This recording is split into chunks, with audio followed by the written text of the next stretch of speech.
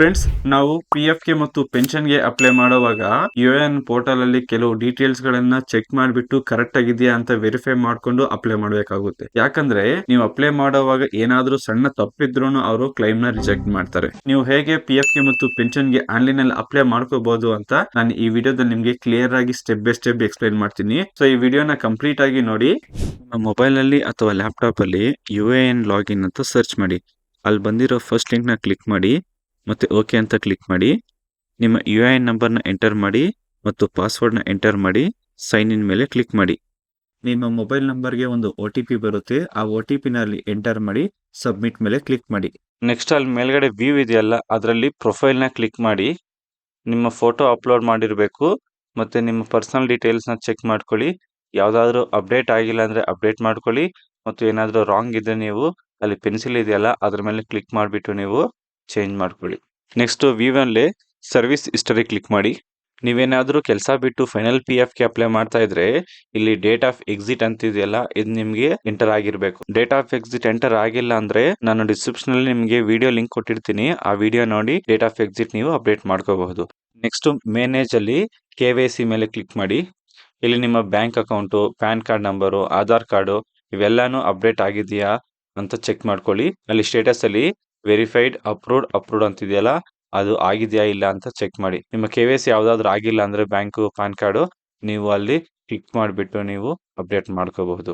Next ಅಲ್ಲಿ online services ಅಂತಿದೆಯಲ್ಲ, ಅಲ್ಲಿ claim form 3119 ಅಂತಿದೆಯಲ್ಲ ಅದ್ರ ಮೇಲೆ ಕ್ಲಿಕ್ ಮಾಡಿ. KYC ಅಲ್ಲಿರೋ ನಿಮ್ಮ ಬ್ಯಾಂಕ್ ಅಕೌಂಟ್ ನಂಬರ್ನ ಇಲ್ಲಿ ಎಂಟರ್ ಮಾಡಿ. ವೆರಿಫೈ ಮೇಲೆ ಕ್ಲಿಕ್ ಮಾಡಿ.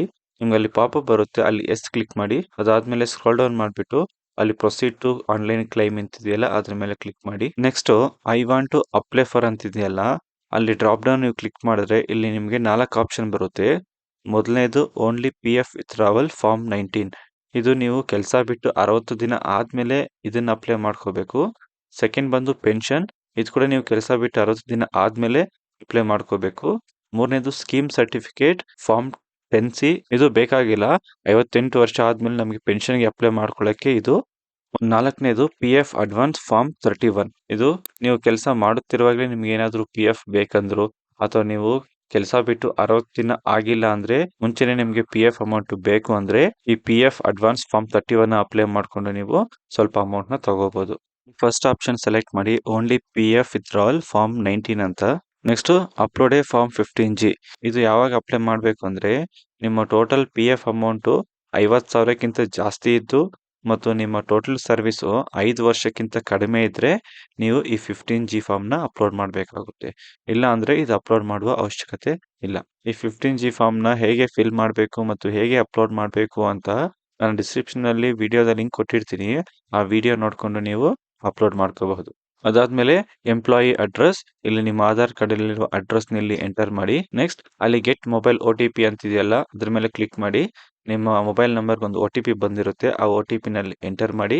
ಮತ್ತೆ ವ್ಯಾಲಿಡೇಟ್ OTP ಅಂಡ್ ಸಬ್ಮಿಟ್ ಅಂತಿದೆಯಲ್ಲ ಅದ್ರ ಮೇಲೆ ಕ್ಲಿಕ್ ಮಾಡಿ. ಅಷ್ಟೇ, ಫೈನಲ್ PF ಗೆ ಅಪ್ಲೈ ಮಾಡಿದ್ದಾಯ್ತು. ಇವಾಗ ಪೆನ್ಷನ್ಗೆ ಅಪ್ಲೈ ಮಾಡಬೇಕು.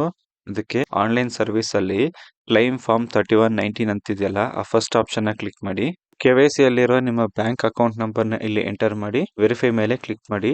ನಿಮ್ಗೆ ಅಲ್ಲಿ ಪಾಪಪ್ ಬರುತ್ತೆ, ಅಲ್ಲಿ ಎಸ್ ಕ್ಲಿಕ್ ಮಾಡಿ. ಅದಾದ್ಮೇಲೆ ಸ್ಕ್ರೋಲ್ ಡೌನ್ ಮಾಡಿಬಿಟ್ಟು ಅಲ್ಲಿ ಪ್ರೊಸೀಡ್ ಟು ಆನ್ಲೈನ್ ಕ್ಲೈಮ್ ಅಂತಿದೆಯಲ್ಲ ಅದ್ರ ಮೇಲೆ ಕ್ಲಿಕ್ ಮಾಡಿ. Next I want to apply for ಅಂತಿದೆಯಲ್ಲ, ಅಲ್ಲಿ ಡ್ರಾಪ್ ಡೌನ್ ನೀವು ಕ್ಲಿಕ್ ಮಾಡಿದ್ರೆ ಇಲ್ಲಿ ನಿಮಗೆ 4 ಆಪ್ಷನ್ ಬರುತ್ತೆ.